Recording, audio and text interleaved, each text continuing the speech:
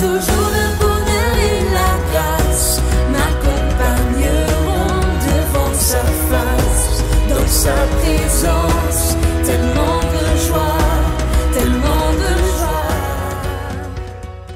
Depuis 3 semaines, nous sommes en train d'étudier l'homme animal. Et nous avons vu, dans les 2 premières parties, que Dieu a créé l'homme. Ok, nous avons vu dans les 2 premières parties ce que Dieu a fait. Et nous avons vu, n'est-ce pas, que l'âme de la chair se trouve dans quoi? Dans le sang. C'est ce que nous avons vu, que l'âme de la chair se trouve dans le sang. Et nous avons compris, et ça c'était aussi clair, que Dieu s'est arrangé à créer les hommes et les animaux le même jour. Et nous avons vu ensemble que les animaux sont des âmes vivantes. Et nous les hommes, nous sommes aussi des âmes vivantes. Et la Bible nous a dit que c'est seulement parce que toute chair n'est pas la même chair. Et que la chair des hommes est différente de la chair des animaux, c'est différent de la chair des poissons, c'est différent de la chair du coq. Parce que toute chair n'est pas la même chair. Mais nous avons compris que la différence entre l'homme et le chien ou la vache se trouve au niveau de la chair. Parce que les 2 là, ou les 3 là, ont une âme vivante, l'âme. Mais nous avons compris que le premier homme, qui est Adam, était une âme vivante. Mais que le dernier Adam, qui est Jésus-Christ, est un esprit qui vivifie. Ça veut dire qu'il donne la vie. Ça, nous avons vu ça dans les 2 premières parties.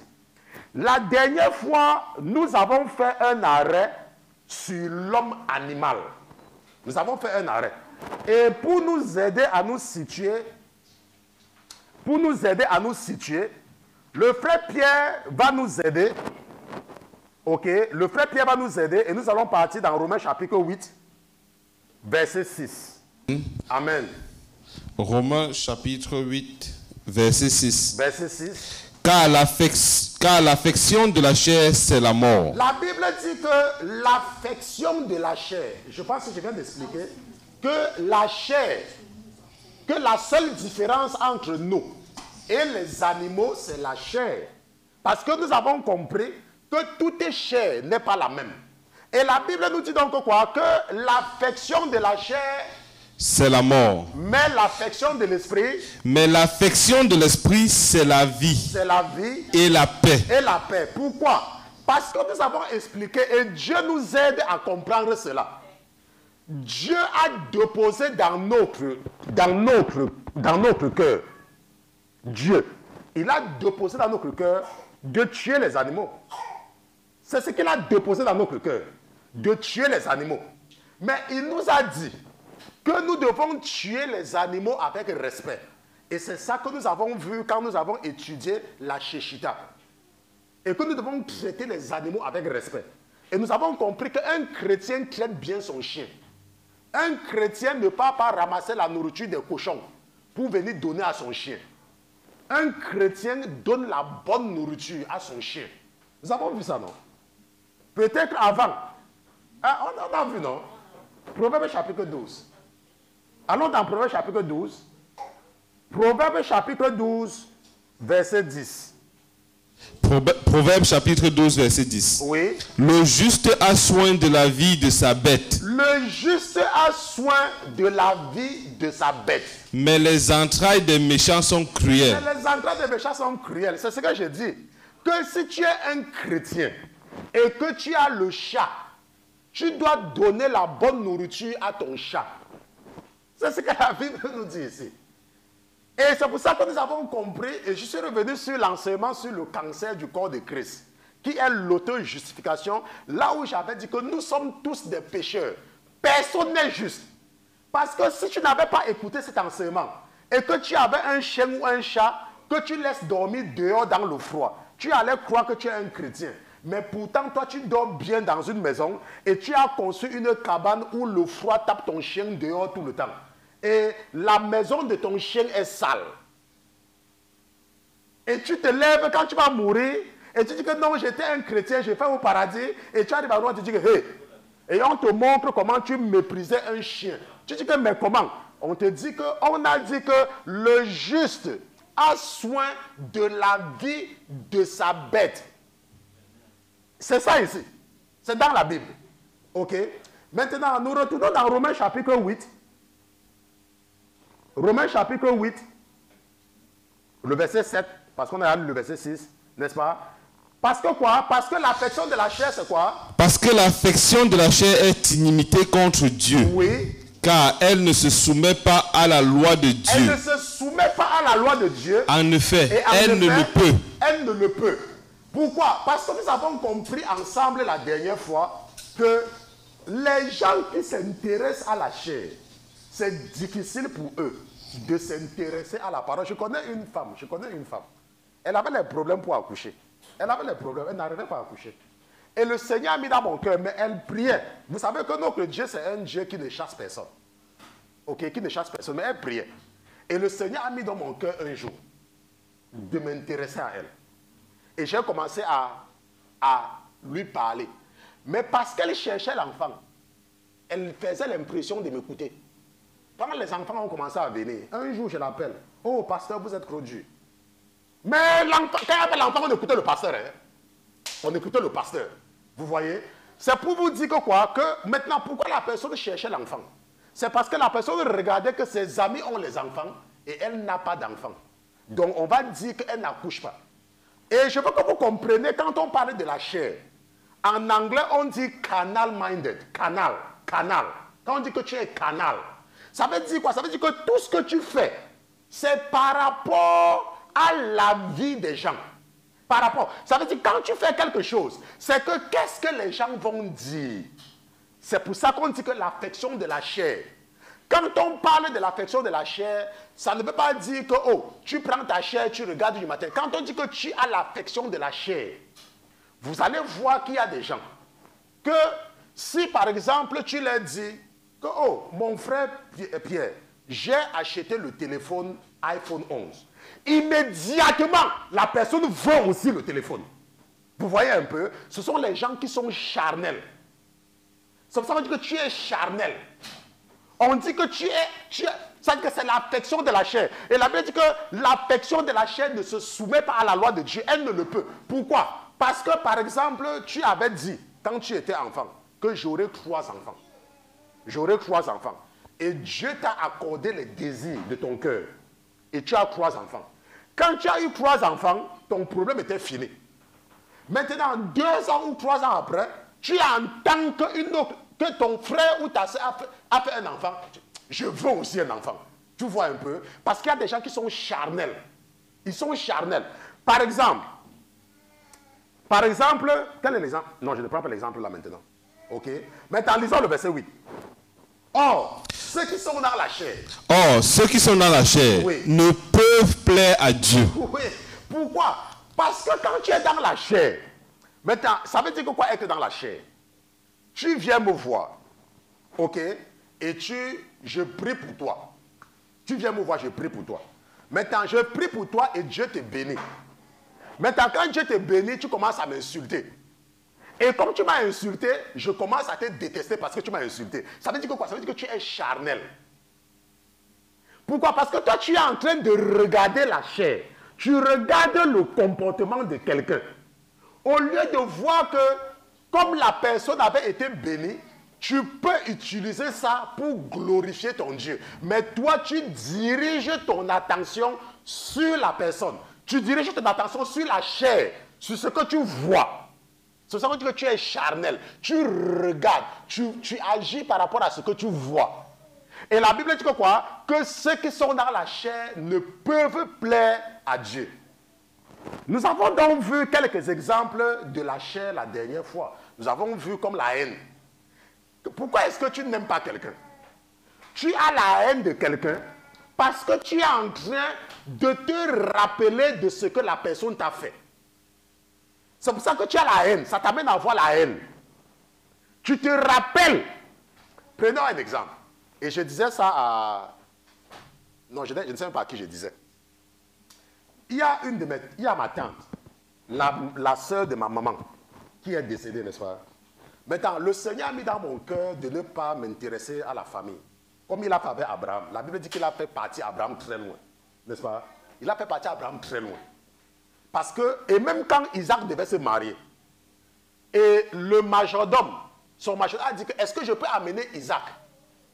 Si je n'arrive pas à avoir la famille, il a dit que ne tente même pas d'amener mon enfant dans ma famille. Parce que Abraham connaissait la mentalité de sa famille. Maintenant, regardons ce que cette femme-là a fait.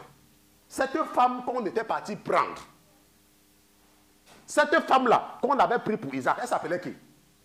Rebecca, n'est-ce pas? Regardons maintenant comment elle va vendre son propre fils Jacob. Quand Jacob a eu des problèmes avec son frère Esau, qui a dit à Jacob d'aller chez son frère? C'est sa mère, non? Et qu'est-ce qui s'est passé avec Jacob pendant 14 ans? On l'a exploité dans la famille là.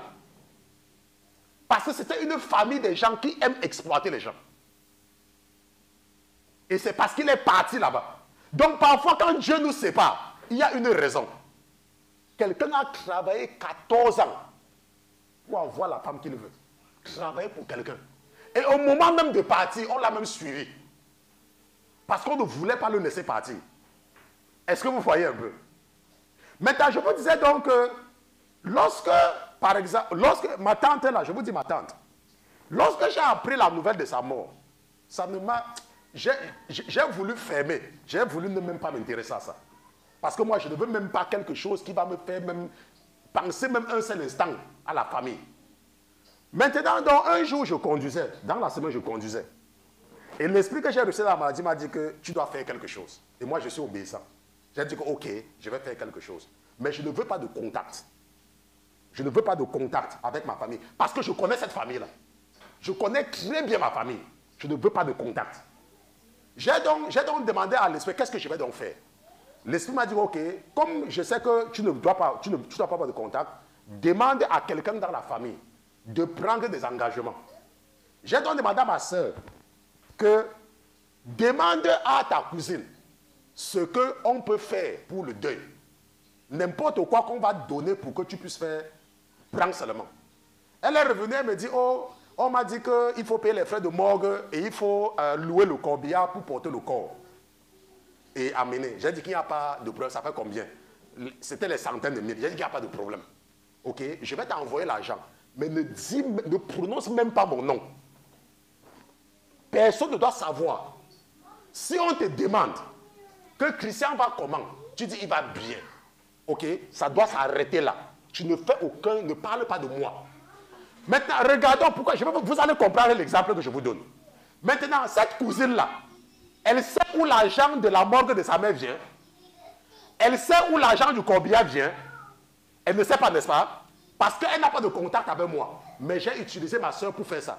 Maintenant, elle va maintenant partir, elle va commencer à parler. Le diable peut vous parler que, oh, notre frère, Dieu l'a béni, il nous a abandonnés, non? Est-ce que vous voyez? Mais est-ce qu'elle sait que c'était moi qui étais l'instrument derrière? C'est la même chose quand on dit qu'il ne faut pas être charnel. Parce que parfois, Dieu peut faire quelque chose en utilisant quelqu'un, mais tu ne sais pas. Mais Dieu nous a dit, et nous avons vu ensemble, que vous êtes qui dans le livre d'Ésaïe pour que je vienne vous dire ce que j'ai l'intention de faire. Attends, toi c'est qui? Toi c'est qui?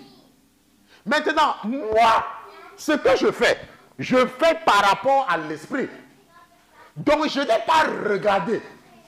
Je n'ai pas regardé que ces gens-là ne font pas comme ça. Je fais ça parce que ce n'est qu'à cause de l'amour. Vous voyez? Maintenant, demain ou après-demain, la personne maintenant pourra partir se placer quelque part et dire que oh, il nous a fait ceci, il n'a jamais fait ceci, il a entendu que ma mère est morte et il n'a rien fait. Machin, tu sais ce que j'ai fait? Tu ne sais même pas ce que j'ai fait. Et c'est comme ça que tu vas attirer la malédiction sur toi. Je vous explique cela pour vous aider à ne pas être charnel.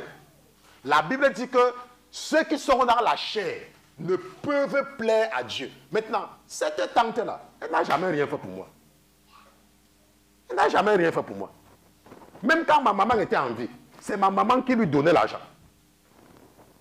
Est-ce que vous voyez un peu? Donc ce n'est pas une histoire que oh, la personne n'a pas fait. Non.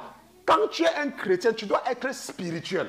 Tu ne dois pas regarder. Dans chaque chose que tu fais, tu dois regarder la gloire de ton Dieu dans ce que tu fais. Ok? Maintenant, et quand tu fais quelque chose, tu n'es pas obligé d'aller dire aux gens que c'est moi. Il y a les gens qui vont faire comme ça. La tante est morte, ok, je m'occupe du corbillard. Je m'occupe de la morgue. Je fais encore quoi? Machin. Et toute la famille sera au courant que c'est toi. Tu sais ce que tu es en train de faire? Toi-même, tu es en train d'attirer les vautours dans ta direction. Parce qu'après le deuil, les gens vont savoir que tu as l'argent, non? Maintenant, c'est le cousin qui va t'appeler. Ah! L'enfant n'est pas à l'école depuis les années. Pardon, pardon. Pourquoi? Parce que c'est toi qui es parti t'exposer. Alors que si tu avais agi avec humilité, si tu avais agi avec simplicité, pas derrière, ok? Si tu avais agi par derrière, c'est comme moi par exemple, chaque année, le Seigneur met souvent dans mon cœur de m'occuper de la rentrée scolaire d'un enfant. Dans ma famille, un enfant. Donc j'appelle, ça veut dire, ok, je vais m'occuper de la rentrée scolaire de telle personne. Moi, je ne peux pas m'occuper de la rentrée scolaire de tous vos enfants. Je vous ai envoyé faire des enfants. Hein? Attends, tu fais 5 enfants, je t'ai envoyé faire les enfants.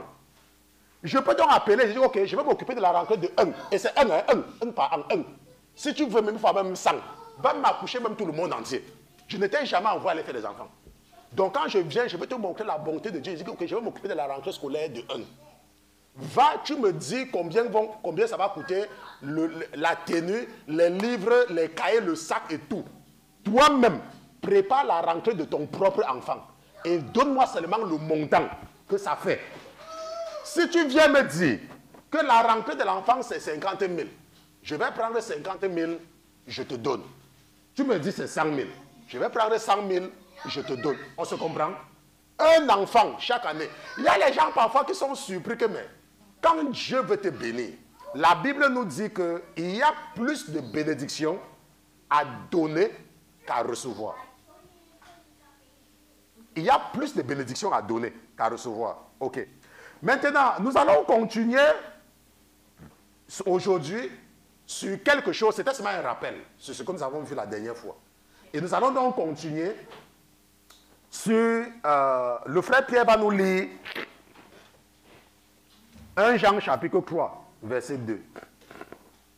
1 Jean chapitre 3, verset 2. Ouais. Bien-aimés, Bien-aimés, nous sommes à présent enfants de Dieu. nous sommes à présent enfants de Dieu. Et ce que nous serons n'a pas encore été manifesté. Et ce que nous serons n'a pas encore été manifesté.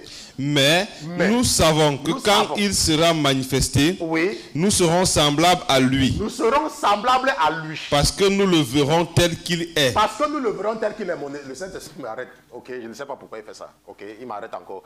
Il me demande que tu n'as pas terminé ce que tu voulais dire.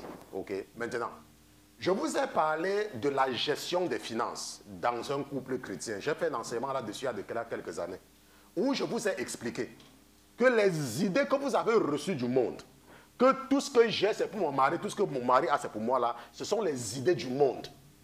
C'est dans le monde qu'on a appris ça.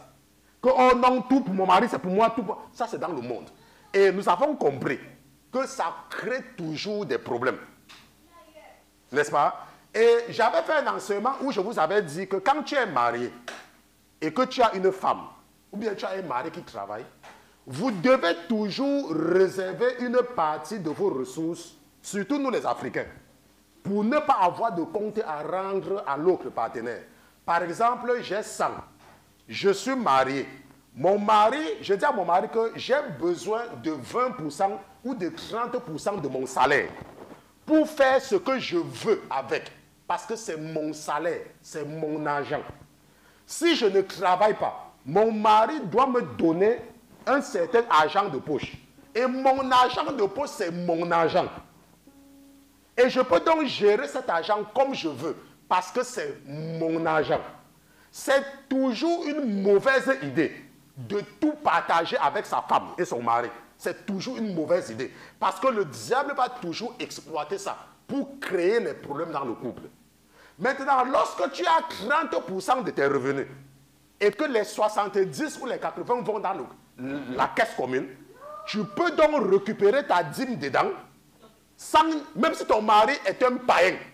Ça ne sera jamais un problème. Même si ton mari est un païen. Maintenant, et les autres 10%, tu peux récupérer et tu fais ce que tu veux avec. Et en ce moment, tu n'as pas besoin de rendre compte. Sinon, ça va se passer comment? Tu vas envoyer l'argent à ta mère. Le diable va venir entrer dans le cœur de ta femme pour dire que, oh, pourquoi est-ce que tu as retiré 100 000 pour envoyer à ta mère? Alors que la dernière fois qu'il fallait envoyer à ma mère, on a seulement envoyé 60 000. Et c'est comme ça que ça crée des problèmes. Mais si tu as tes 20% que c'est pour toi, quand si tu veux, tu envoies tout à ta mère, tu n'as même pas besoin de lui dire. Et le ciel ne va pas enregistrer que tu caches quelque chose à ton mari. Pourquoi? Parce que c'est ton argent. Tu fais de ça ce que tu veux. C'est ce que tu veux. Ça va maintenant devenir un problème si vous avez le même compte et que tu fais quelque chose sans dire à ton mari. Et nous savons ce que ça fait. Nous sommes dans le mariage depuis 20 ans. Depuis, oh, ça fait combien, même peut-être 20 ans. Non, pas 20 ans. Je ne sais même pas combien. N'est-ce pas? Ça va faire que quoi? Quand tu vas envoyer l'argent à ta mère, tu dis, j'ai envoyé 100 000 à ma mère. Et ta femme aussi attend aussi 100 000 pour sa mère. Donc, quand tu vas aussi avoir sa mère là, tente d'envoyer moins de 100 000. Oui, c'est comme ça. Quand il faut envoyer dans ta famille, on envoie toujours beaucoup. Dans ma famille, on envoie toujours petit. Non. Si vous m'écoutez, vous voulez vous m'écouter. Le Saint-Esprit voulait que je rappelle encore ça. Si tu veux, dis que ton mari t'aime, ton pied, c'est son pied, machin, que ainsi de suite là. Mais laisse-moi te dire, quand vous allez mourir, il va prendre son chemin, tu vas prendre ta part. Si tu veux, mélange tout avec lui. Mais quand tu as les problèmes, ne viens pas voir le pasteur Christian. Quand tu as les problèmes, il faut me laisser tranquille. Dis à ton mari que moi, je veux ma part dans mon salaire. Et voici la part que tu vas regarder. Et laisse-moi faire de ce que je fais. Je n'ai pas de compte à rendre par rapport à ça. Si tu veux aider quelqu'un, tu aides. Et tu n'as pas besoin de rendre compte à personne. Ok? Maintenant, on continue. Verset 3. Qu'est-ce que la Bible dit? Et quiconque a cette espérance en lui, oui, se purifie lui-même, comme lui est pur. Voilà, maintenant, c'est qu'on va lire, c'est ça. Quiconque pêche. Quiconque pêche, oui, transgresse aussi la loi. Car le péché est une transgression de la loi. Voilà, maintenant, la Bible dit dans 1 Jean chapitre 3, verset 2, que bien-aimés, nous sommes à présent enfants de Dieu. Et ce que nous serons n'a pas encore été manifesté, mais nous savons que quand il sera manifesté, nous serons semblables à lui parce que nous le verrons tel qu'il est. Ça veut dire quoi? Ça veut dire que la Bible nous dit que ce que nous serons n'a pas encore été manifesté. Ça veut dire quoi? Ça veut dire que ce que tu vois maintenant là, la sœur Christelle que tu vois maintenant, la sœur Yvonne que tu vois maintenant, le frère Pierre que tu vois maintenant, ce n'est pas ça, le véritable Pierre. Ce n'est pas ça. La Bible dit que nous serons, quand le moment va venir, tu vas savoir, tu auras ta véritable identité. Maman Elisabeth que vous voyez maintenant là, vous la voyez comme elle est maman, non? Là maintenant, quand le moment va venir, elle ne sera pas comme ça. Elle a une identité. Mais ce que nous voyons là, c'est la chair. On se comprend? Ce n'est que la chair. Il y a une identité. Il y a une identité que nous avons. C'est pour ça que ce que nous sommes là, nous ne devons pas perdre notre éternité à cause de cette apparence. Parce que ce n'est même pas nous. C'est ce que la Bible nous dit. Que ce que nous serons n'a pas encore été manifesté. Pas encore. Maintenant, Philippiens chapitre 3, verset 18. Amen. Car plusieurs, oui, je vous l'ai dit souvent, oui, et maintenant je vous le redis en pleurant, se conduisent en ennemis de la croix de Christ. Pourquoi? Leur fin sera la perdition. Leur fin sera la perdition. Leur Dieu, c'est leur ventre. Leur gloire est dans leurs infamies. Et leurs affections, oui, sont aux choses de la terre. Aux choses de la terre. On va revenir là-dessus. Okay? On est en train de partir jusqu'au verset 21. Oui. Pour nous. pour nous, oui, nous sommes citoyens des cieux, oui, d'où nous attendons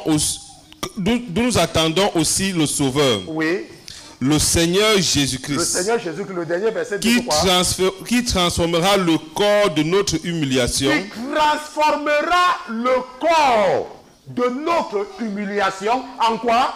Pour le rendre conforme au corps de sa gloire, au corps de sa gloire, selon le pouvoir qu'il a de nous assujettir toutes choses. Donc, selon le pouvoir qu'il a de s'assujettir toutes choses. Il a le pouvoir de s'assujettir toutes choses. Maintenant, regardons un peu ce que la Bible dit ici. N'est-ce pas? Plusieurs. Ça, c'est le Saint-Esprit qui parle. Je vous l'ai dit souvent. Et maintenant, je vous le redis en pleurant. Se conduisent en ennemi de la croix de Christ. Leur fin sera leur croix. Maintenant, leur Dieu, la Bible dit que plusieurs, leur Dieu, c'est leur ventre. Leur gloire est dans leur infamie. Et leur affection sont aux choses de la terre. Vous savez qu'il y a des chrétiens. Tout leur plan, c'est par rapport aux choses charnelles. Tout leur plan. Lorsque il y a une femme, vous savez que moi, Dieu m'enseigne par l'exemple. Il y a une femme, c'est elle qui m'a même soutenu quand je venais ici en Amérique. Je ne vais pas donner son nom parce que je veux garder son anonymat. Je me rappelle à l'époque, elle gagnait 40 000 $ par an. Et moi, étant en Afrique, c'était beaucoup d'argent. 40 000 $. Ah, par an. Mon frère Jean, c'est beaucoup, hein? Il y a même les gens en Amérique qui ne gagnent pas 40 000 $ par an. Ok? Elle gagnait 40 000 $ par an. Je ne vais pas dire là où elle travaille, parce qu'il ne faut pas que les gens la connaissent. C'est seulement pour l'enseignement. Ok? Maintenant, elle m'avait aidé, pas financièrement, seulement pour certaines choses, à venir ici en Amérique. Et quand elle a commencé quand elle est dans la société, elle a commencé à faire un peu plus d'argent. Je pense qu'on a augmenté son salaire peut-être dans les 60 000.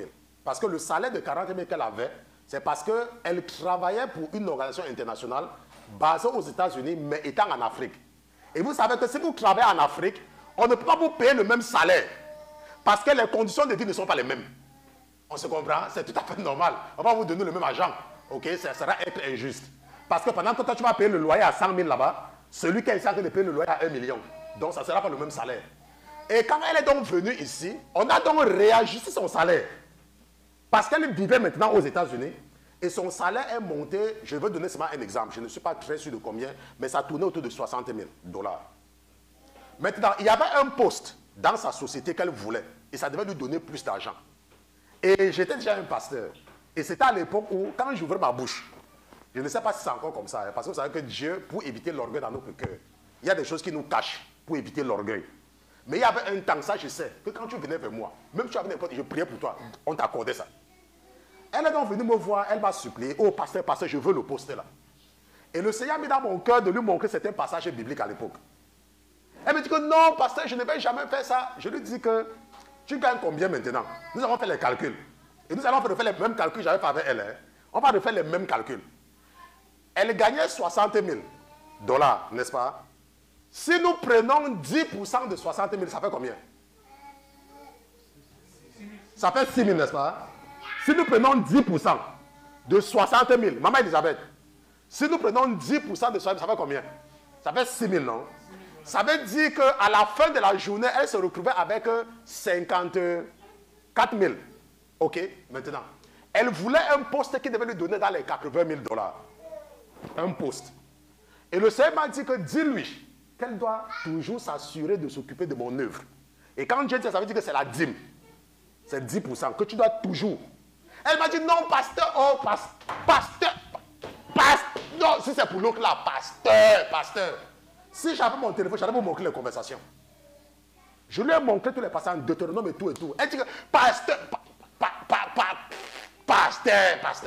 Elle dit qu'il n'y a pas de problème. On va prier.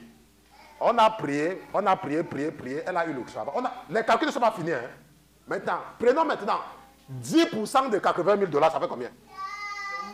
C'est 8 000, n'est-ce pas? Maintenant, 80 000 moins 8 000, ça fait combien? 72 000, n'est-ce pas? C'est plus de 60 000. C'est 12 000 de plus, n'est-ce pas? Je ne sais pas si vous me comprenez. C'est 12 000 de plus. On se comprend même. Tu gagnes 60 000 maintenant. Et tu ne payes pas la dîme. Ok? Tu ne payes pas la dîme. Tu as 60 000. Et il y a un travail de 80 000. Et Dieu te dit, ok, si je te donne ça, tu dois toujours payer la dîme. Et la dîme, c'est 8 000. Ça veut dire que tu seras toujours à combien? 72 000, n'est-ce pas? Ça fait combien? C'est 12 000 de plus, n'est-ce pas? Elle m'a dit, pasteur, si c'est pour ça, pasteur, depuis qu'elle a eu le travail là, même pas une seule fois. Même pas une fois. Donc c'est pour vous dire qu'il y a des gens, c'est pour ça que nous sommes en train de vouloir comprendre ceci. Leurs affections sont aux choses de la terre. Et leur ventre, leur Dieu, c'est leur ventre. Maintenant, est-ce que je suis parti un jour lui rappeler tous ces engagements? Je ne suis jamais parti lui rappeler ça. Parce que Dieu faisait ça parce qu'il voulait utiliser ça pour l'enseignement d'aujourd'hui. Vous voyez, je lui rappelle ça pourquoi?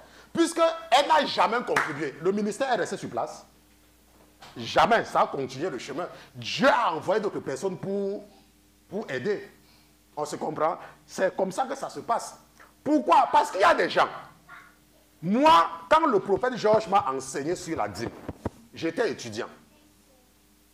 Et il m'avait dit que, Christian, si tu comprends ça, il y a une bénédiction dedans. C'est pour cela que moi, si je travaille, tout ce que je fais, quand l'argent entre dans ma main, pour que le diable ne vienne pas parler, je fais toujours les calculs directement. Directement, 10% coûte, 10%.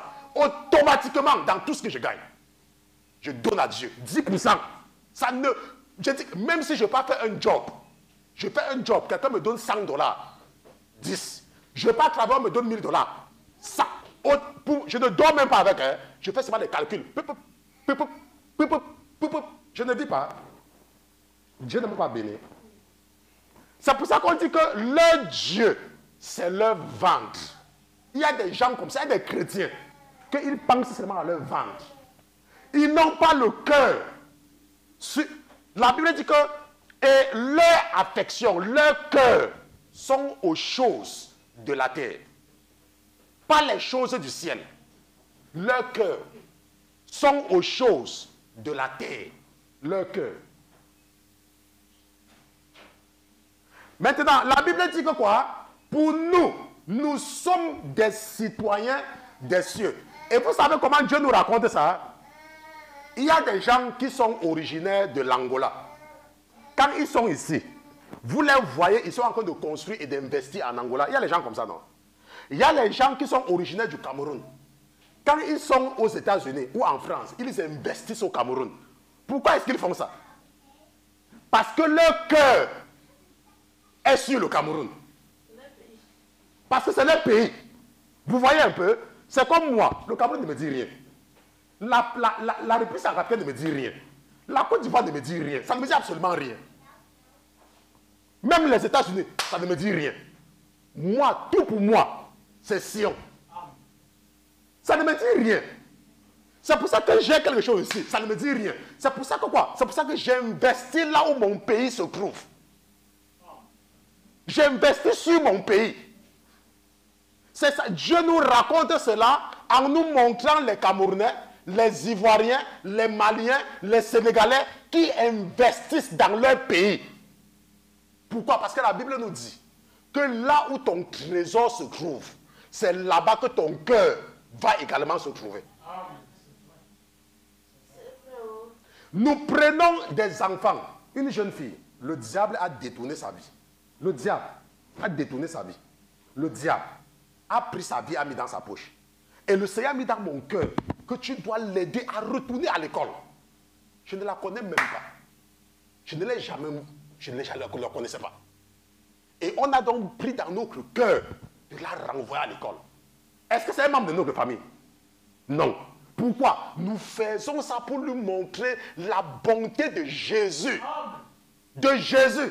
Ce n'est pas par rapport à ma cousine, mon cousin, mon neveu, mon oncle, ma tante, machin truc, ma grand-mère. Il y a des chrétiens comme ça. La Bible dit que nous sommes des citoyens des cieux. Et quand tu es citoyen d'un pays et que tu aimes le pays là, tu t'occupes de ce pays. tu investis dans ce pays-là, si tu n'investis pas dans les choses du royaume, ça veut dire que tu n'es pas un citoyen. Ton cœur n'est pas là-bas. Ton cœur n'est pas là-bas. Et laissez-moi vous dire que quel que soit ce que tu investis dans le royaume de Dieu, Dieu lui, parce que lui, il ne veut pas que tu viennes faire le bruit devant lui, hein, que tu l'as aidé. Lui, il n'aime pas ça. Lui, il dit que l'or et l'argent lui appartiennent. Quand tu donnes quelque chose à Dieu, laisse-moi te dire, il s'arrange à te remettre ça. Il te remet ça. Mais il y a les gens, vous allez les voir, ils seront dans la même position. Ils vont toujours rester là, ils vont s'accrocher sur les miettes, les miettes, les miettes, les miettes. Il y a une sœur, je ne vais pas passer sur ça. Je voulais finir aujourd'hui, hein, mais je ne suis pas sûr qu'elle va finir. Le Seigneur l'a béni, mais l'ennemi veut limiter sa bénédiction. Et le Seigneur a mis dans mon cœur, et le Seigneur lui a donné un rêve. Et je lui ai expliqué le rêve. Et je lui ai dit que Dieu veut te bénir. Mais c'est comme si tu vas laisser la bénédiction pour t'intéresser aux miettes. Vous connaissez les miettes? Ça veut dire qu'aujourd'hui, tu as $15 par heure. Mais Dieu veut te bénir pour te donner plus. Mais tu viens, tu t'accroches aux $15.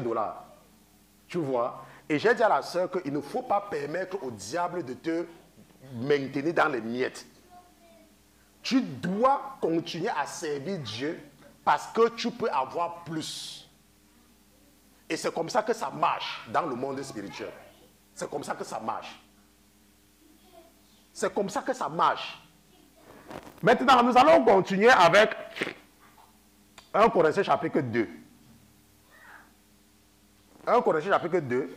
Le frère Pierre va nous lire 1 Corinthiens chapitre 2. Et nous allons lire à partir du verset 11.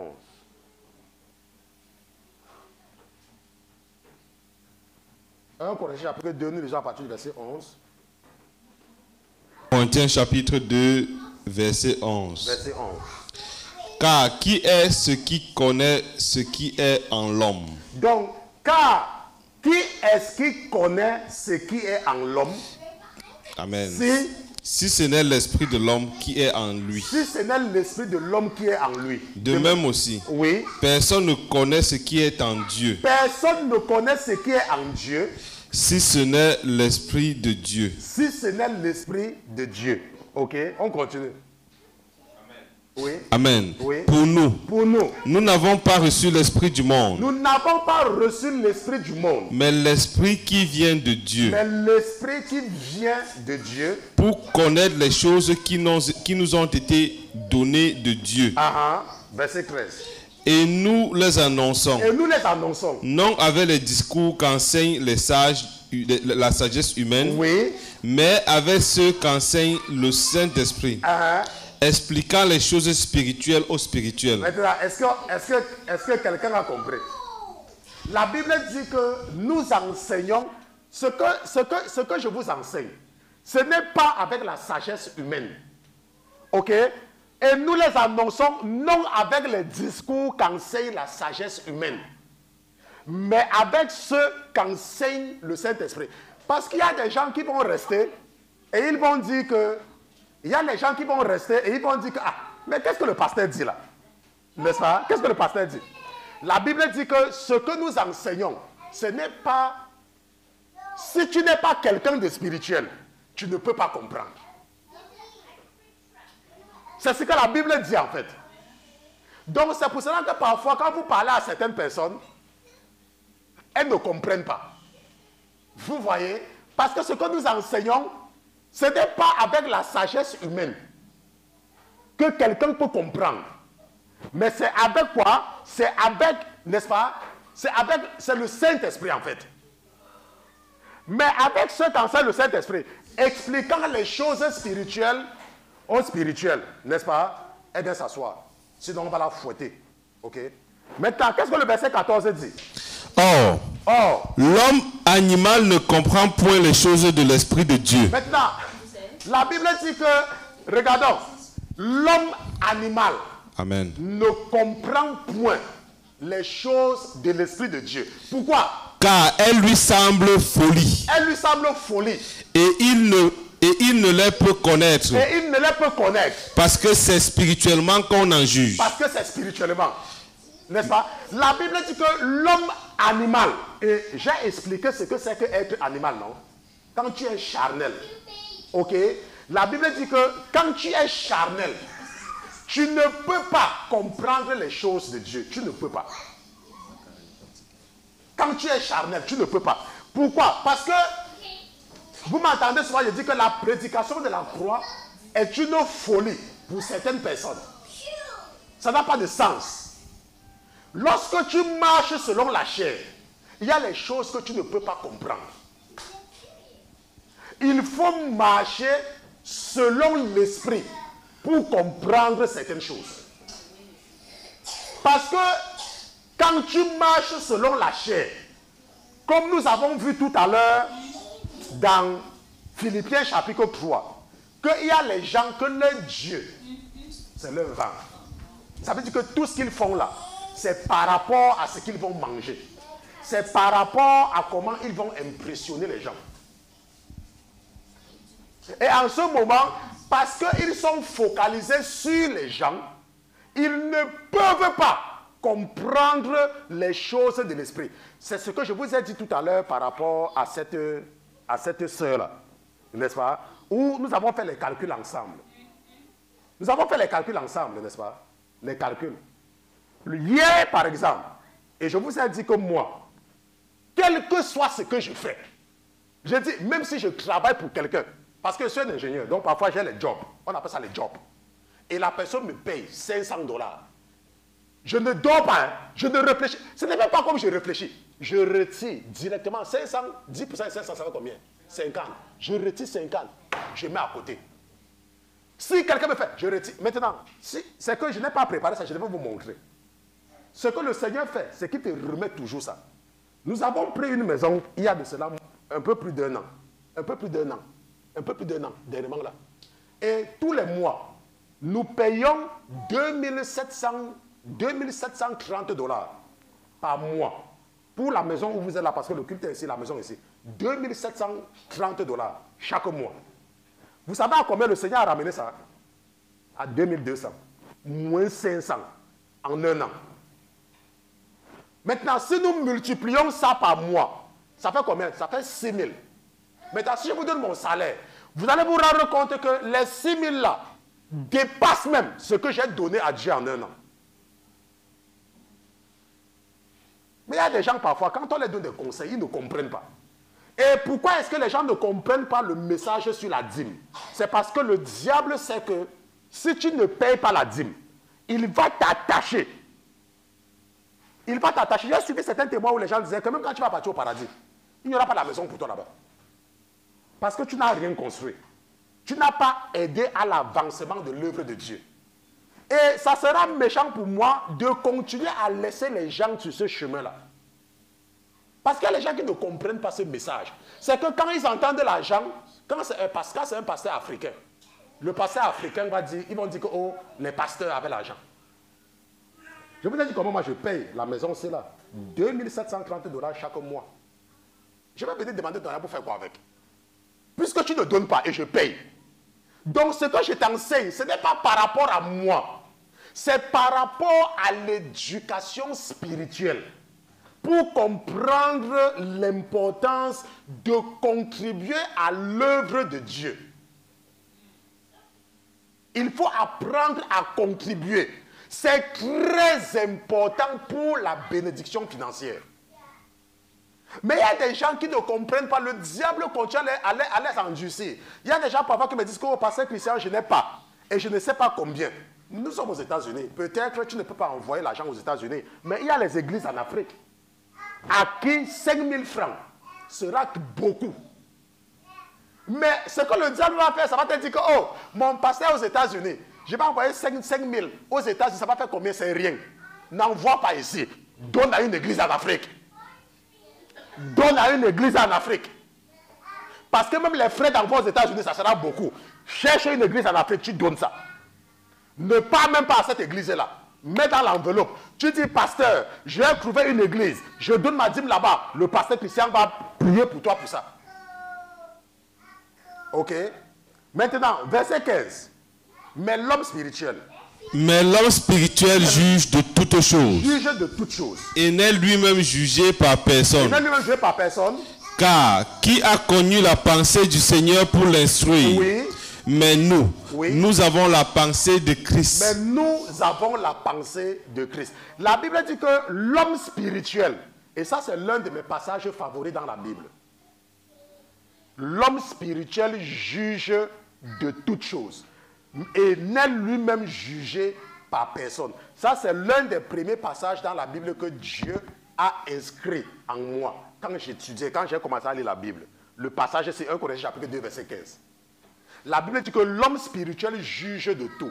Pourquoi? Parce que quand tu es quelqu'un de spirituel, quand tu regardes quelqu'un, tu le vois. Pourquoi? Parce que ta vie n'est pas basée sur les choses charnelles. Ta vie est basée sur les choses spirituelles. Et quand quelqu'un est charnel, tu vois, tu dis que, ah, c'est charnel. Quand quelqu'un est spirituel, oh, tu vois, ça c'est quelqu'un de spirituel. Et parce que toi tu es quelqu'un de spirituel, toi tu vois tout. Mais puisque celui qui peut te voir doit aussi être spirituel, c'est pour ça qu'on dit que et le spirituel ne juge pas. Et c'est pour ça que vous allez voir que les gens qui ont encore l'envie dans leur cœur, la jalousie, la médisance, on dit qu'ils sont charnels. Parce que le commérage, la médisance et l'envie, la convoitise, ce sont les désirs de la chair. Maintenant, pourquoi sont les désirs de la chair? Pourquoi est-ce que tu convoites? Je vous ai dit que j'étais dans une église où les gens discutaient pour diriger la prière. Ok? J'étais dans une église où les gens discutaient pour diriger la prière. Et à l'époque, parce que le Seigneur m'avait aidé à comprendre, moi, quand je devais diriger la prière, et quelqu'un vient, il me dit que non, c'est moi, je le laisse. Pourquoi est-ce que je faisais ça? Vous savez pourquoi je faisais ça? Parce que j'avais compris que Dieu, il est Dieu. Si Dieu veut que tu pries pour les gens, attends, tu penses que ça va le dépasser? Je ne sais pas si vous comprenez. Attends, si Dieu veut que tu prêches, ça va le dépasser? Mais il est Dieu. Mais Dieu, il est Dieu. Dieu, je dis qu'il est Dieu. S'il veut que tu prêches, il va faire que tu prêches. Parce qu'il est Dieu. Maintenant, pourquoi tu es dans une église avec d'autres pasteurs et tu discutes pour prêcher? Pourquoi? Pourquoi? Ça, c'est être charnel. Si tu es spirituel, je dis que si tu es spirituel, si Dieu veut que tu diriges la prière, laisse-moi te dire. Oh, je dis que laisse-moi te dire. Je dis que laisse-moi te dire. Tu vas diriger la prière.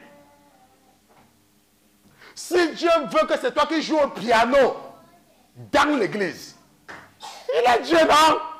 Mais il est Dieu. Si tu sais jouer au piano, il est Dieu. Il va établir une église. Et c'est toi qui seras le responsable du piano. Parce qu'il est Dieu. Si Dieu veut te donner un mari.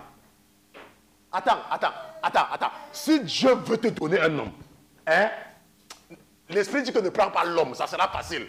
Si Dieu veut te donner une femme, hein? L'esprit a corrigé, il dit que non, ne prends pas sur l'homme. Si Dieu veut te donner une femme, Dieu veut te donner une femme, et tu es en train d'aimer la femme-ci, et il y a un autre homme qui s'intéresse à la femme-là, tu penses que tu vas aller te bagarrer avec l'homme pour la femme-là? Il est Dieu! Il va te donner la femme! Pourquoi est-ce que tu vas avoir les problèmes avec quelqu'un à cause d'une femme? Pourquoi? Ça veut dire que tu ne connais pas Dieu. Ça veut dire que tu es charnel. Et parce que tu es charnel, alors la Bible nous a rassurés que l'affection de la chair est un péché. La Bible nous a dit, moi j'aime une femme. Il aime la même femme. Je fais quoi? Je te laisse. Ça veut dire même que c'est pour toi là-bas. C'est pour toi, pas avec. Parce qu'il y a des gens dans l'église, vous allez les voir. Elles vont discuter pour être women leader. Elles vont discuter pour être men's leader. Il y a les élections même. Il y a les églises, il y a les élections pour être women leader. Il y a les églises, il y a les élections pour être men's leader. On fait le vote, on va voter. On vote aujourd'hui. Tu votes pour qui? Je vote pour tel. J'ai gagné les élections. Les églises, they vote to be leaders in the church. Il y a le vote, il y a le vote. Je veux voter, je veux voter, je veux voter. Nous sommes en train d'approcher près de 16 000 sur notre chaîne YouTube. Nous sommes en train d'approcher près de 16 000, 15 900 quelque chose. OK? Et on n'a pas, on fait même quoi?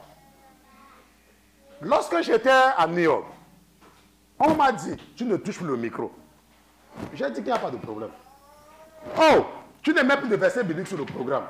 Il n'y a pas de problème. Oh, on ne lit même plus les passages bibliques que tu faisais qu'on lise tous les dimanches là. On appelait ça, j'ai oublié comment on appelait ça, on appelait même ça, the lesson of the day. On a dit qu'on ne lit plus ça. Parce que je mettais certains passages pour amener au moins les gens à lire au moins la Bible une fois par semaine. Et quand ils lisaient, c'est là où certaines personnes profitaient. Quelqu'un est venu dire que non, ce n'est pas bien, on ne va plus lire ça. J'ai laissé. Aujourd'hui, l'église là, les gens partent même là-bas. C'est même fermé. C'est fermé. Même comme les églises ont rouvert là, c'est fermé. Quand tu es spirituel, il ne faut pas, ce que je peux vous dire, c'est qu'il ne faut pas regarder à la chair. Lorsque tu as des problèmes avec quelqu'un, supposons que tu travailles pour quelqu'un, et la personne ne te paye pas. Et tu pars, tu dis à la personne que, oh, tu ne vas pas payer. Il dit, ah, pas là-bas. Tu vas faire quoi, tu dis que, ok, merci. Comme tu ne vas pas payer, gagne. Et tu pars. Tu dis que gagne et tu pars. Tu le laisses. Il y a une femme. J'ai travaillé pour elle. Si le frère Gildas était là, il devait témoigner. Il n'est pas là avec nous. J'ai travaillé pour elle. Elle devait me payer 10% de tout ce que je faisais rentrer dans la compagnie. 10%. Dans la facturation médicale. J'ai travaillé. Le premier mois, on a fait les calculs. Elle m'a donné mes 10%. Le deuxième mois, elle ne m'a pas payé. J'ai dit que mon agent a dit qu'elle ne m'a pas payé. J'ai dit que ok, moi je ne fais plus aussi ton travail. C'est comme ça que j'ai aussi arrêté. Parce que tu ne me payes pas. Donc moi aussi, je ne travaille plus. Et j'ai donc arrêté. Et quand j'ai arrêté comme ça, le Seigneur, je pensais bien que ça l'a vraiment énervé. Et il s'est donc arrangé pour que les choses ne marchent plus pour la femme là. Jusqu'à ce que finalement, elle a fermé. Elle a fermé. Un jour, je suis resté. Un jour, je suis resté. Tonton Pierre, un jour, je suis resté. La même femme m'a appelé. Elle me devait, dans les $2800 qu'elle devait me payer pour les 10% là, pour le mois là. Elle m'appelle. Oh Christian, comment tu vas? J'ai dit, il y a un nouvel hôpital là où on m'a recruté. Vraiment, ils cherchent vraiment quelqu'un qui fait le travail que tu fais là. Et je les ai recommandé que tu es vraiment quelqu'un qui travaille bien et tout et tout. J'ai dit, ah. Donc tu sais qu'elle fait bien le travail. Et l'hôpital là t'a demandé que c'est moi que tu as recommandé. Thank you, but I am not available. Et elle ne faisait que m'appeler.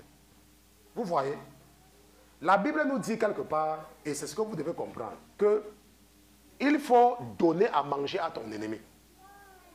Quand quelqu'un parle mal de toi, et que tu vois la personne, la Bible dit que toi fais du bien. Pourquoi? Parce que plus la personne parle mal de toi, et toi tu fais du bien à la personne, qu'est-ce que la Bible dit? La Bible dit que c'est comme si tu es en train d'activer le feu de Dieu sous ses pieds. C'est comme si tu as fait d'activer le feu. On ne dit pas de faire ça exprès. On dit de faire avec le cœur. Ce n'est pas que tu vas dire que oui, je vais faire le bien pour que le feu s'active. Je suis en train d'activer le feu. Non, ce n'est pas ce qu'on dit. Ok, toi tu fais le bien. Ok. Parce qu'il y a des gens qui vont dire que non, je vais activer vraiment le feu là. Ok. Oui, que oui. Donc il ne faut pas marcher selon la chair. Maintenant, c'est à partir de quel moment? Ce que nous devons comprendre, c'est que, je ne sais pas si on a terminé, oui on a terminé ceci. Maintenant, ce que nous avons compris, c'est que nous avons un corps charnel et que nous devons devenir des personnes spirituelles. Maintenant, à partir de quel moment nous passons de l'homme charnel à l'homme spirituel? à partir de quel moment ce changement a lieu dans le monde spirituel? À partir de quel moment? Et c'est ça que nous allons comprendre. Et nous n'allons pas terminer, nous allons nous arrêter quelque part à cause du temps. Et nous allons comprendre à partir de quel moment. Ok? À partir de quel moment est-ce que nous passons d'une étape à une autre? Ok? Donc le frère Pierre va laisser ça, il va nous lire. Nous allons partir ensemble, il faut d'abord laisser. Nous allons partir dans 1 Corinthiens chapitre 15. Ok, 1 Corinthiens, on reste dans 1 Corinthiens, mais allons au chapitre 15. 1 Corinthiens chapitre 15, et nous allons lire à partir du verset 35. Ok, et ça va délivrer quelqu'un. Donc 1 Corinthiens chapitre 15, verset 35. Oui. Mais quelqu'un dira, comment les morts ressuscitent-ils? Comment les morts ressuscitent-ils? Avec quel corps viennent-ils? Avec quel corps viennent-ils? Insensé. Insensé. Ce que tu sèmes ne prend point vie s'il ne meurt auparavant. Maintenant, est-ce que nous comprenons à partir de quel moment? Parce qu'il faut bien que quelque chose meure. Lorsque tu es charnel, tu marches selon les convoitises du monde. Hein? Tu marches selon les convoitises. La haine, l'envie, la convoitise, la médisance. Tu marches selon cela et tu vis dans la chair. Et ce que la Bible dit, c'est que si tu ne meurs pas, tu ne peux pas. Si quelque chose ne meurt pas, la chose ne peut pas reprendre vie.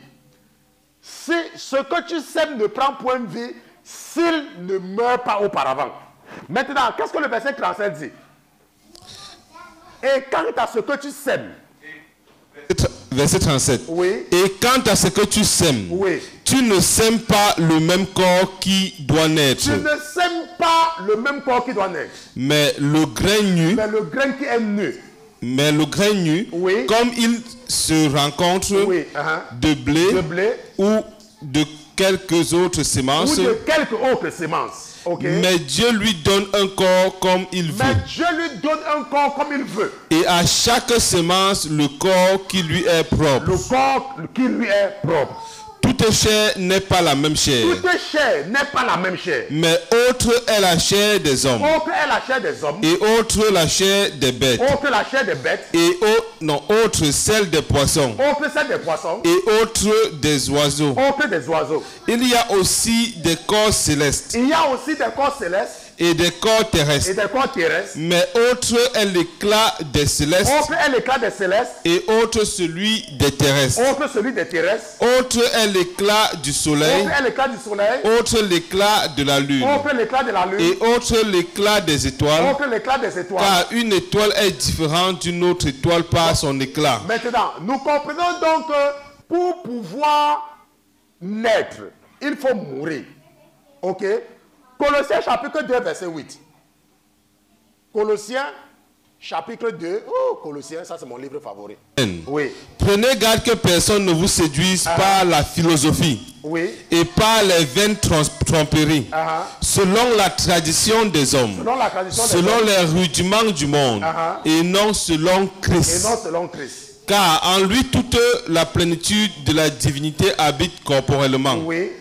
Et vous avez toute plénitude en lui. Et vous avez toute plénitude en lui. Qui est le chef de toute principauté et puissance. Oui. En lui aussi, vous avez été circoncis. En lui aussi, vous avez été circoncis. Ça veut dire qu'en Jésus-Christ, d'une circoncision faite sans main. Faite sans main.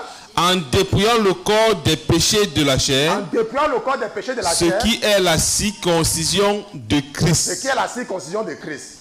Maintenant, qu'est-ce que la Bible dit? En dépouillant le corps des péchés de la chair, oui, ce qui est la circoncision de Christ. Maintenant, verset 12. Amen. Oui. Ayant été enseveli avec lui par le baptême. Ayant été enseveli avec lui par le baptême. En lui aussi vous êtes ressuscités par la foi en la puissance de Dieu. Qui l'a ressuscité des morts. Qui l'a ressuscité des morts. Et quand vous étiez morts dans vos péchés, dans votre incirconcision, charnelle, amen, oui, il vous a vivifié avec lui, vous ayant pardonné toutes vos fautes. Il a effacé ce qui était contre vous, contre nous, l'obligation des ordonnances qui s'élevaient contre nous. Et il l'a entièrement annulé en l'attachant à la croix. Ayant dépouillé les principautés et les puissances qu'il a publiquement exposé en spectacle, en triomphant d'elle sur cette croix. Amen, n'est-ce pas? Que personne dont... Non, c'est là-bas qu'on devait s'arrêter, verset 15. Maintenant, la Bible dit au verset 12 que, ayant été enseveli avec lui par le baptême. Ok? Ayant été enseveli avec lui par le baptême. Ok? Ayant été enseveli avec lui par le baptême. Amen. Ayant été enseveli avec lui par le baptême. Maintenant, la Bible dit que ayant été enseveli avec lui par le baptême. Ayant été enseveli. Maintenant, et nous avons compris tout à l'heure que si quelque chose ne meurt pas, ça ne peut pas prendre vie. Parce que ça doit d'abord mourir. Ça veut dire quoi? Ça veut dire que lorsque tu es dans le monde, tu marches selon les convoitises de la chair. Mais la transformation, ta transformation, le début de ta transformation a lieu à partir du baptême. C'est le baptême. Quand on te baptise, on te fait mourir spirituellement. C'est symbolique, mais c'est vrai. Ok? On te plonge entièrement dans l'eau et tu meurs. Et quand tu ressors de l'eau, c'est une nouvelle personne qui est ressortie. C'est pour cela que lorsque quelqu'un se baptise, en comprenant ce qu'il est en train de faire, et c'est ce que nous allons voir la prochaine fois, il y a des choses que la personne va arrêter de faire. Et nous allons voir. Ok? Donc, maintenant, ce que nous allons voir la prochaine fois, c'est que lorsque tu te fais baptiser, tu meurs. Ok? Spirituellement, tu meurs. Donc, si tu es un chrétien qui n'est pas baptisé, ok, ça veut dire que quoi? Ta transformation sera difficile ou presque impossible. Tu vas seulement faire semblant. Pendant un certain temps, tu vas seulement faire semblant. Pendant un temps. Mais ce qui est là, c'est que ça va te rattraper. Ça va te rattraper après. C'est pour cela que le baptême pour le chrétien et le vrai baptême, ça veut dire que on te fait mourir et on te fait ressusciter. Le baptême pour un chrétien est très important. C'est pour cela que vous allez voir que les gens qui sont partis à la piscine, un jour, leur église a dit que, oh, on va baptiser les gens. Et il y a les gens qui ont compris le baptême et sont partis faire baptiser. Maintenant, mais eux, ils étaient dans l'église en ce moment-là. Et ils ont entendu qu'on va baptiser les gens tel jour. Et ils sont aussi partis écrire leur nom sur la liste du baptême. Et le jour-là, ils sont partis et ils sont entrés dans l'eau. Pendant que les autres se faisaient baptiser, vous allez vous rendre compte que ces gens-là n'évoluent pas spirituellement. Ces gens-là continuent dans la chair. Ce sont ces gens-là qui continuent à faire de leur ventre leur Dieu. Et les choses spirituelles demeurent. Pourquoi? Parce qu'ils n'ont jamais été baptisés. Ils ne sont pas encore morts. C'est pour cela qu'il y a beaucoup de piscines partout. Et beaucoup de personnes partent à la plage pour se laver. Et quand ils partent se laver, ils changent d'habit. Comme les gens qui changent les habits, non? Vous croyez que Dieu nous raconte ça pourquoi? Attends, vous croyez que Dieu fait que les gens partent à la plage pourquoi? Vous croyez que Dieu peut inventer quelque chose si ce n'a pas un aspect, si ce n'a pas une vérité spirituelle? Il y a beaucoup de personnes qui partent à la plage. La seule différence, c'est qu'ils ne portent pas le bikini. Ils ne portent pas le bikini. Mais ils portent un certain habit sur eux et le pasteur les met dans l'eau. Et le pasteur fait que lave-toi sans savon. Et après, va te laver. Donc, ce n'est pas le baptême que ta transformation. C'est pour cela que vous allez voir qu'il y a des gens que quand ils partent se baptiser et qu'ils ont compris dans leur cœur pourquoi est-ce qu'ils se faisaient baptiser, laissez-moi vous dire que mon expérience, l'expérience que j'ai reçue depuis ces années que je travaille, ce sont des personnes qui commencent à grandir et à produire des fruits spirituels. Mais ces gens-là qui sont partis à la plage pour se laver, ce sont les gens qui passent le temps à faire le commérage. Ce sont les gens qui passent le temps à parler mal des autres, étant dans l'église. Pourquoi? Parce qu'ils ne sont même pas baptisés. Parce qu'on n'a pas encore tué la graine en eux. Et tant que la graine n'est pas morte, cette graine ne peut pas produire. Et dimanche prochain, si c'est la volonté du Seigneur, nous allons maintenant voir ce qui se passe quand tu te fais baptiser. Nous allons voir, ça sera clair. Quand tu es réellement baptisé, c'était le verset 15. Allons un peu dans Romains chapitre 6, même ça dépasse. Romains chapitre 6. Romains chapitre 6, verset 1. Oui. Que dirons-nous donc? Que dirons-nous donc? Demeurerons-nous dans le péché afin que la grâce abonde? Afin que la grâce abonde? Nullement. Nullement. Nous qui sommes morts au péché, comment vivrons-nous encore en lui? Bon, maintenant, tonton Pierre, la Bible dit que nous qui sommes morts au péché, nous avons vu à partir de quel moment ce processus a lieu. Nous avons vu cela. À partir de quel moment? C'est au baptême. La Bible dit que nous qui sommes morts au péché, à partir du baptême, vivrons-nous encore en lui. Verset 3. Ne savez-vous pas que nous tous qui avons été baptisés en Jésus-Christ, nous avons été baptisés en sa mort. Nous avons été baptisés en sa mort. En sa mort. En sa mort. Et qu'est-ce qui s'est passé dans Nous avons donc été ensevelis avec lui par le baptême en sa mort, afin que quoi? Afin que, oui, comme Christ est ressuscité des morts par la gloire du Père, oui, de même, oui, nous marchions nous aussi dans une vie nouvelle. Maintenant, la Bible dit que après le baptême, nous allons marcher. Nous allons aussi marcher dans une vie nouvelle. Nous allons maintenant marcher. Pourquoi? Parce que nous sommes morts. Le jour que nous sommes entrés dans l'eau, nous sommes morts. Et nous commençons une nouvelle marche. Et la Bible dit que quoi? Car, oui, si lui devenant semblable dans sa mort, oui, nous avons été fait une même plante avec lui, oui, nous le serons aussi à sa résurrection. Oui, sachant que notre vieil homme a été crucifié avec lui, afin que le corps du péché soit détruit, et que nous ne soyons plus asservis au péché. Et la Bible dit que car celui qui est mort, est affranchi du péché. Si tu as été véritablement baptisé, et je vous ai dit ça plusieurs fois, tu ne peux pas pécher.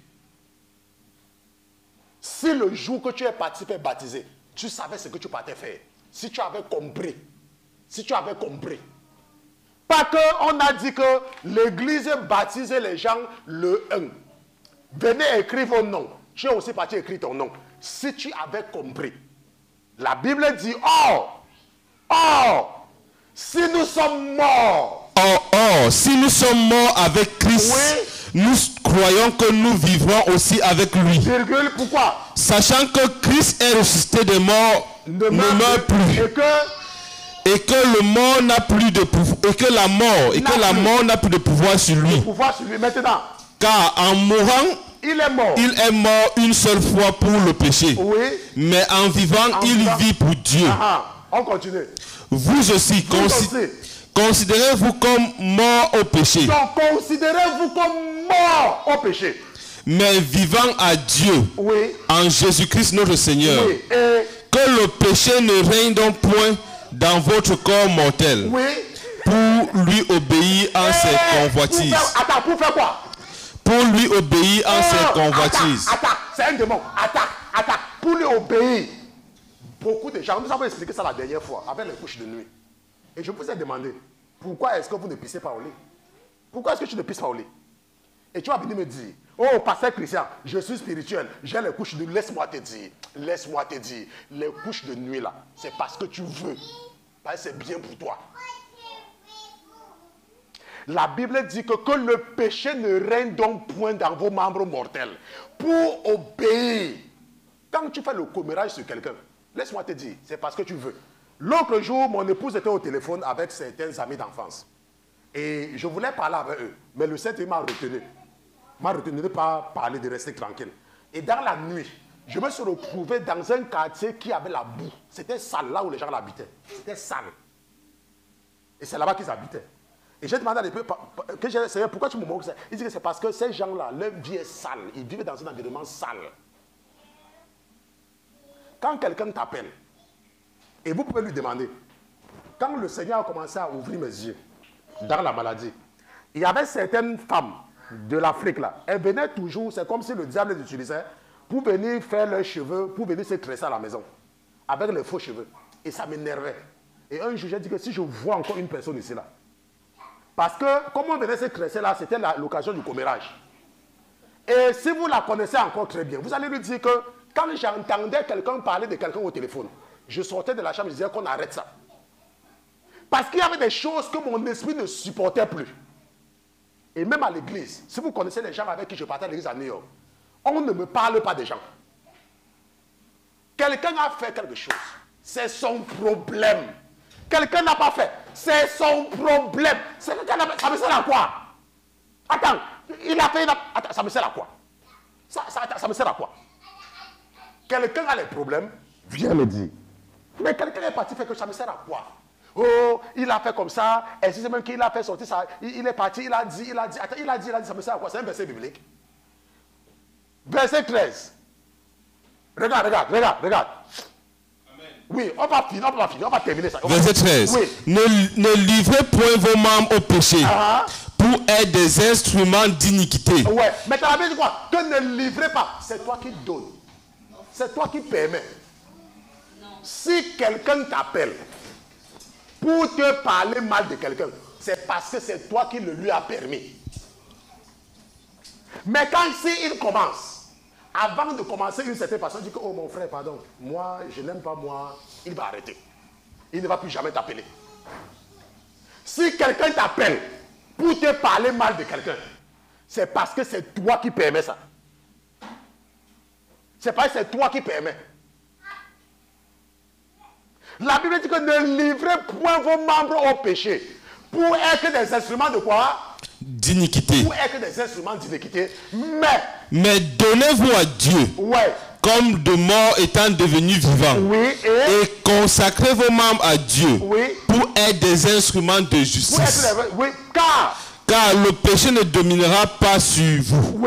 Parce que vous n'êtes point sous la loi, mais sous la grâce. Le péché ne doit pas dominer sur toi. Parfois, tu peux voir une femme. Elle est belle. Elle te plaît. N'est-ce pas? Tu vois un homme. Il est beau. Il te plaît. Il n'est pas marié. Tu n'es pas marié. Il dit, quand je te vois, belle marquise, tes beaux yeux me font mourir d'amour. D'amour me font mourir, belle marquise, tes beaux yeux. Tu dis que oui, même toi aussi, beau marquis, ton beau œil me fait aussi mourir d'amour. Je t'aime. Tu dis que je t'aime aussi. On fait comment? Va voir mes parents. C'est comme ça. On fait comment? Va voir mes parents. Non, je voulais d'abord qu'on parte boire un pot. Va voir d'abord mes parents. Même le pot qu'on doit boire là, va d'abord voir mes parents. Même le pot qu'on doit boire là, tu vas d'abord aller voir mes parents. Parce que la Bible dit que tu dois dominer. La Bible dit que nous devons dominer.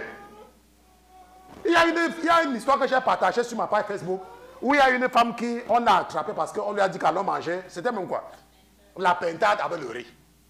que il y a tel restaurant, il ne prépare bien la pintade. Je t'invite à cause de la nourriture. Elle s'est retrouvée dans une chambre avec, je ne sais pas, c'est 10 hommes. Quand un homme vient vers toi, quand une femme vient vers toi, quand une occasion de péché se présente devant toi, peut-être quelqu'un vient te proposer un marché qui est louche. Tu sais, le Saint-Esprit va te dire que c'est un faux marché. Et tu ne dois pas. Le frère Pierre me racontait l'histoire de quelqu'un qui disait que si je dois vous donner le marché, vous devez me signer, vous devez ajouter le prix pour donner ceci. Il dit que vous lui dites que moi, je ne fais pas ça. Si tu veux que je fasse ton marché, si tu ne veux pas, va voir les gens qui vont faire la surfacturation. Mais moi, je ne fais pas. On se croit? Moi, je ne fais pas. Vous savez ce qui va se passer? Ce qui va se passer, c'est que tu vas peut-être dire que, pasteur, je vais donc manger quoi? Laisse-moi te dire. De la même façon que tu peux manger les miettes, au lieu de 1000 francs, mettre 1200 là, tu vas passer le reste de ta vie en Afrique en cherchant les 200 là. Alors que si tu étais honnête, si tu avais laissé et dit à la personne que je ne veux pas, paie le marché là, laisse-moi te dire, Dieu va mettre dans le cœur de quelqu'un. Je dis que Dieu va mettre dans le cœur de quelqu'un. Il y a une fille en Côte d'Ivoire que Dieu a mis dans le cœur des gens de l'envoyer à l'école et de payer ses études. Mais tu vas rester dire que tu cherches les miettes. Et c'est comme ça que tu vas continuer à vendre au marché. Nous sommes en train de faire des contributions pour la fin de l'année. On sait à qui cet argent va partir. On ne sait pas. Donc nous devons apprendre, n'est-ce pas, à marcher dans la vérité. Nous devons apprendre à dominer sur la chair. La Bible dit que nous devons dominer. Car le péché ne dominera pas sur vous. Parce que vous n'êtes point sur la loi, mais sous la grâce. Ok. Et la Bible dit que, quoi donc? Quoi donc? Pécherons-nous? Pécherons-nous parce que nous ne sommes plus sous la loi, mais sous la grâce? Nullement. Nullement, n'est-ce pas? Donc la Bible dit que quoi? Que nous devons dominer sur le péché. Et nous avons compris que cette transformation a lieu au baptême. C'est pour cela que je vous ai expliqué que si, quand tu t'es fait baptiser, tu n'avais même pas compris. Laisse-moi te dire, si tu sais maintenant que tu as compris, comme l'eunuque éthiopien, va te faire baptiser. Si tu sais maintenant que tu as compris, la Bible dit que l'eunuque éthiopien avait écouté et il avait compris quand Philippe était venu. Mais la Bible nous dit que l'eunuque éthiopien sortait d'où? De Jérusalem. Et il est parti de l'Éthiopie pour Jérusalem. Ça veut dire qu'il avait la foi en Dieu, il croyait en Dieu. Mais la Bible dit qu'il n'avait pas reçu. C'est pour ça qu'il y a des gens qui ne peuvent pas comprendre. Et Dieu avait vu. Et Dieu lui a parlé comme il parlait à quelqu'un aujourd'hui. Il a que de parler, il a que de te parler aujourd'hui. Parce qu'il y a les gens, d'autres vont même te dire qu'ils sont baptisés quand ils avaient 10 ans. Tu avais compris à 10 ans. Même faire la copie, tu ne fais pas la copie même sans faire de faute. Mais tu avais quand même compris à l'âge. Jésus, l'auteur et la fin de notre foi. La Bible dit que he is the author and finisher of our faith. L'auteur et la fin.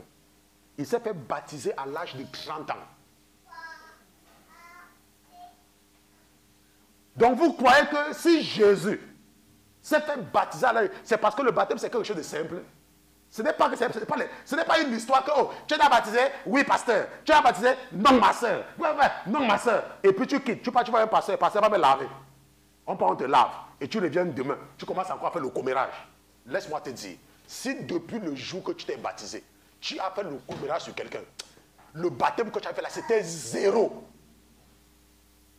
Un chrétien, la Bible dit que quand tu te baptises, tu commences à marcher dans une nouveauté de vie. Il y a des choses même que tu peux faire, mais pas des choses conscientes. Des choses, par exemple, comme j'ai parlé du chien. Tu peux peut-être en train de marketer le chien. Ça, ce n'est pas un truc que tu ne connaissais pas. Mais dès que tu entends, tu commences à donner la bonne nourriture à ton chien. On se comprend. Il y a d'autres choses comme ça, mais pas le commérage. Pas la fornication. Tu vas me dire que tu étais baptisé et tu es bébé dans la fornication. Laisse-moi te dire que si tu as vécu dans la fornication, après le baptême, laisse-moi te dire que ton baptême que tu avais fait là, c'est nul. C'est nul. Nul. Ça ne sert à rien. Ton baptême ne sert à rien. Tu peux encore me dire qu'après le baptême, tu buvais encore un peu de l'alcool. Il n'y a pas de problème. Ok? Là, il n'y a pas de problème. Quand tu bois, est-ce que tu es en train de gifler quelqu'un? C'est seulement parce que Dieu ne veut pas que tu bois, parce qu'il veut que tu dois être éveillé. Ce n'est pas que boire, ça va faire que... Non.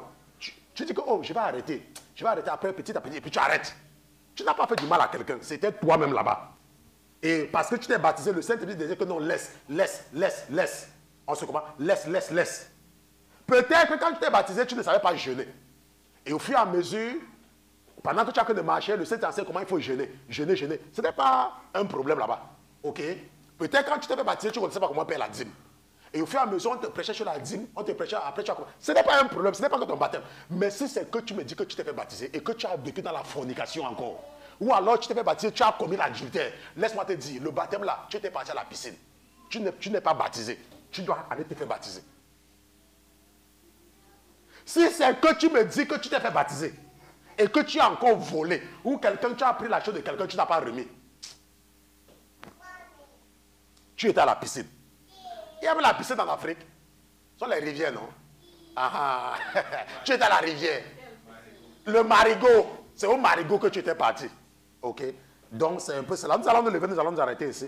Et je pense que nous allons également arrêter avec l'homme animal. Je pense que nous avons terminé avec cette série d'enseignements. La prochaine fois, nous allons voir autre chose. Ok? Nous allons nous arrêter ici avec l'homme animal. Romains chapitre 6, verset 1. Oui. Que dirons-nous donc? Demeurerons-nous dans le péché afin que la grâce abonde? Nullement.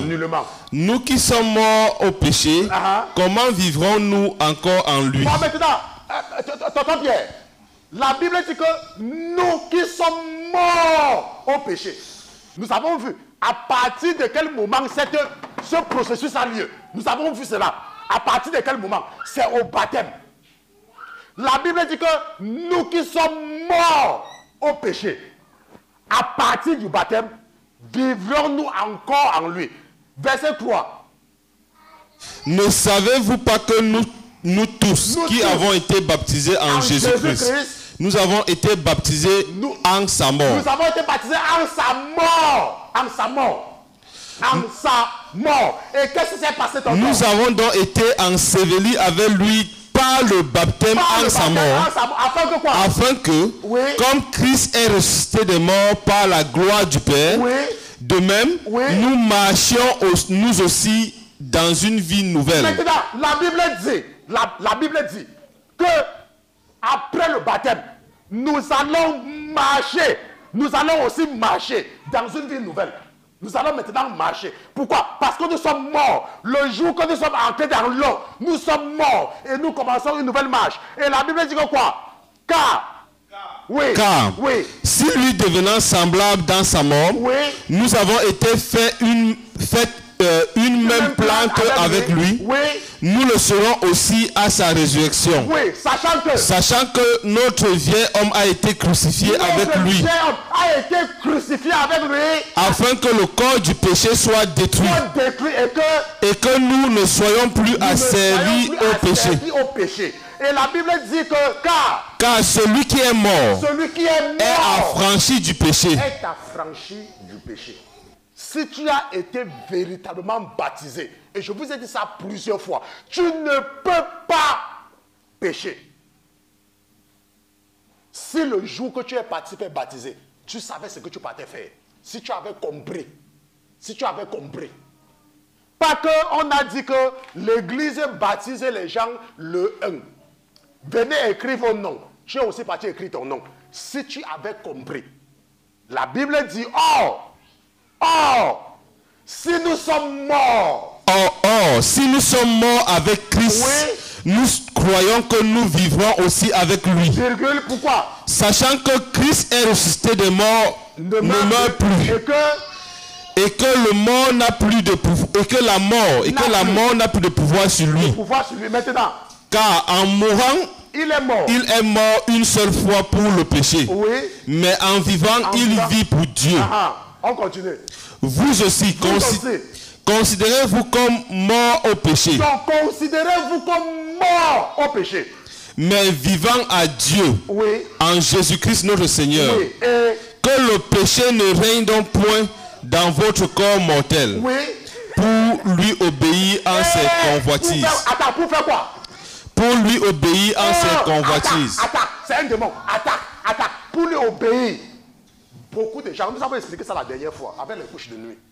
Et je vous ai demandé, pourquoi est-ce que vous ne pissez pas au lit? Pourquoi est-ce que tu ne pisses pas au lit?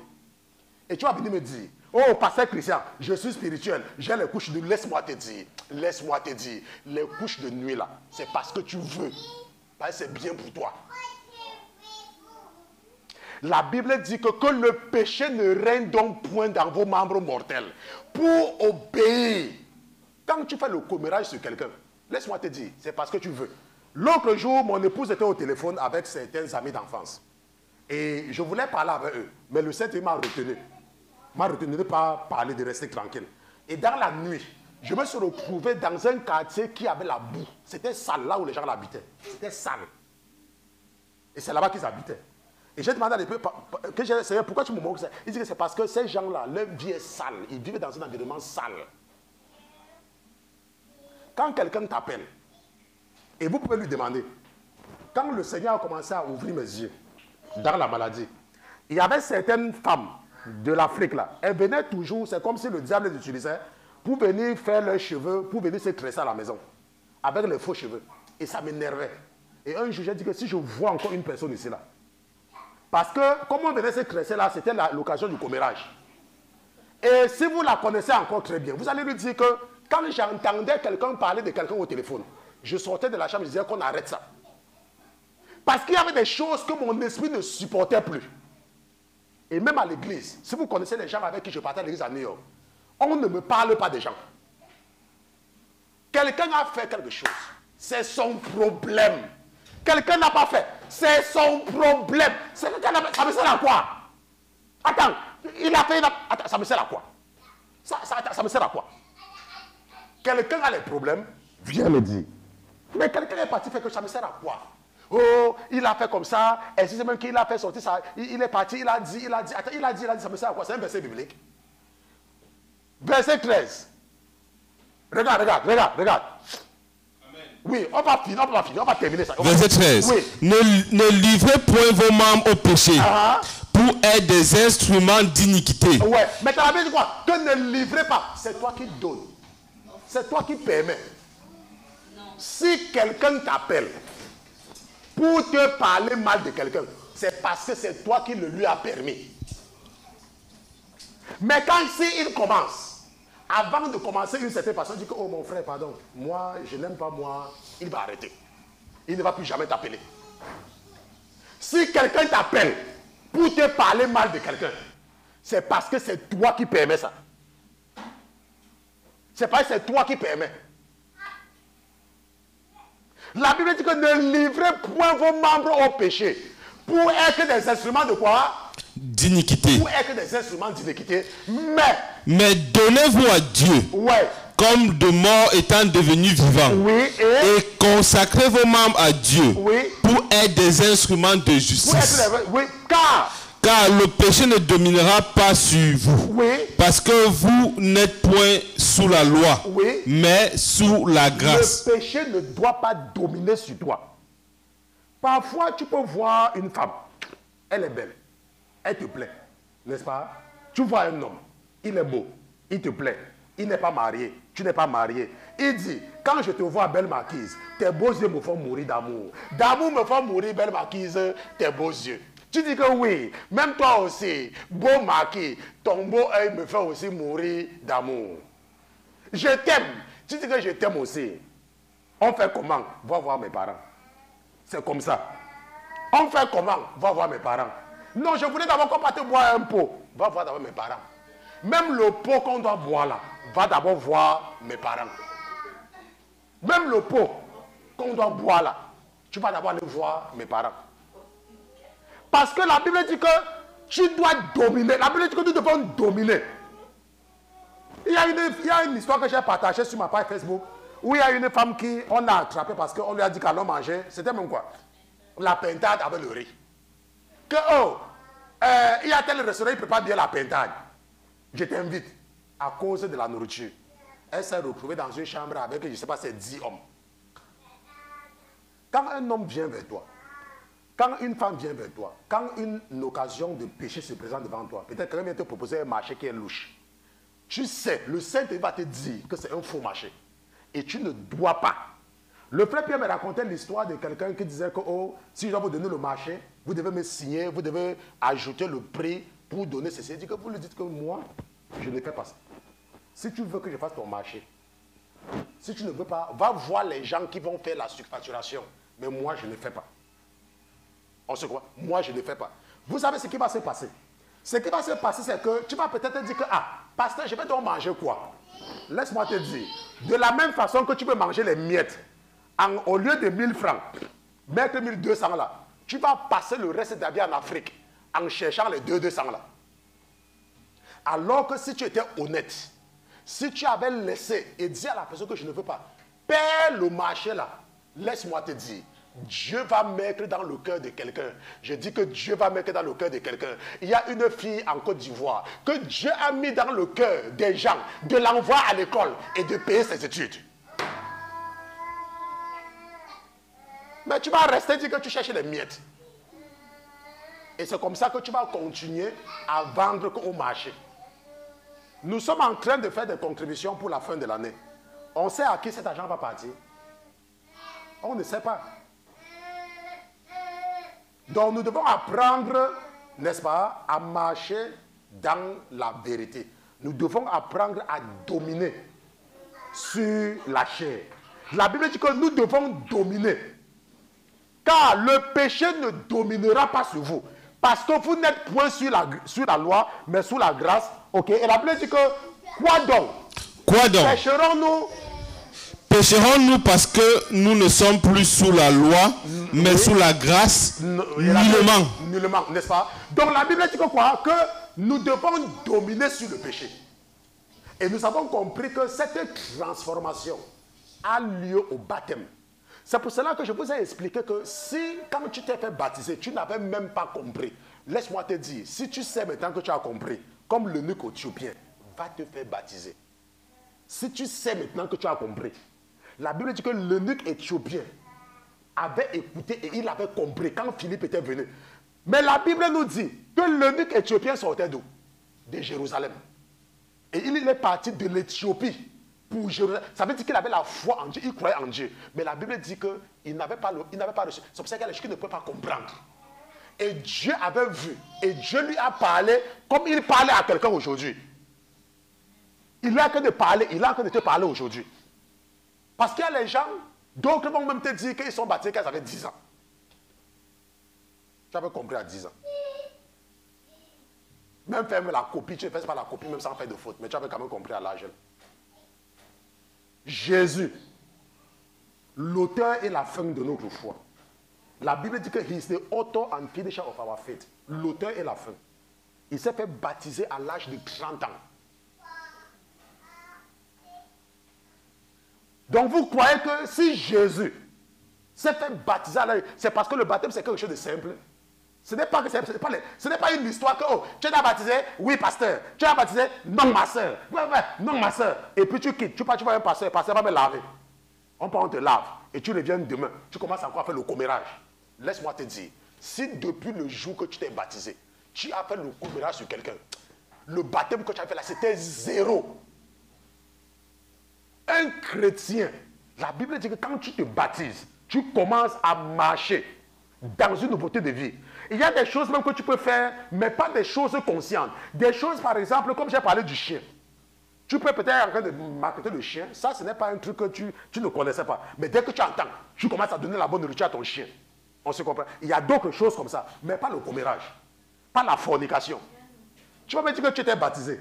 Et tu es bébé dans la fornication. Laisse-moi te dire que si tu as vécu dans la fornication, après le baptême, laisse-moi te dire que ton baptême que tu avais fait là, c'est nul.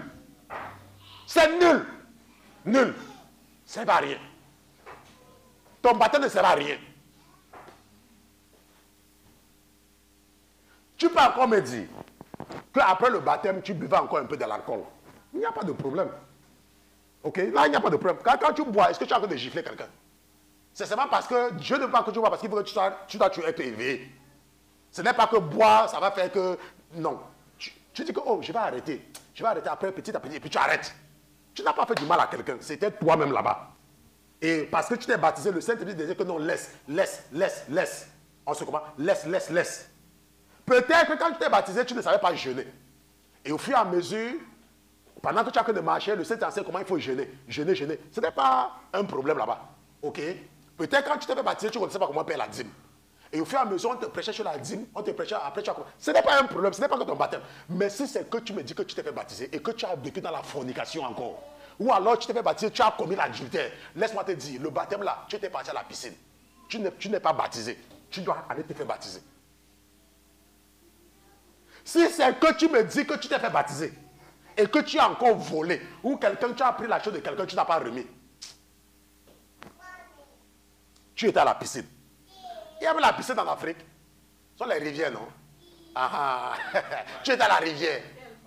Le marigot, c'est au marigot que tu étais parti. Ok? Donc c'est un peu cela. Nous allons nous lever, nous allons nous arrêter ici.